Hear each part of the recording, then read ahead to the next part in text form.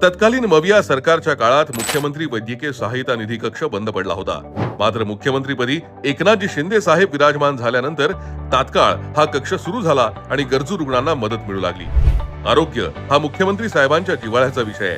त्यामुळे या वैद्यकीय सहायता निधी कक्षातून गरजू रुग्णांना मदत मिळावी यासाठी मुख्यमंत्र्यांनी विशेष लक्ष केंद्रित केलंय. इतकंच काय तर विविध खर्चिक नव्या आजारांचाही यामध्ये समावेश करण्यात आलाय. यामुळेच या कक्षाच्या माध्यमातून मुख्यमंत्री साहेबांच्या कार्यकाळातील वैद्यकीय मदतीचा चढता आलेख कायम राहतोय. गेल्या 2 वर्षात 321 कोटी रुपयांच्या अर्थसहाय्यातून आतापर्यंत राज्यभरातील 40,000हून अधिक गरजू रुग्णांना जीवनदान देण्यात आपलं सरकार समर्थ ठरलंय. यावरूनच हे सातत्यानं अधोरेखित होतंय.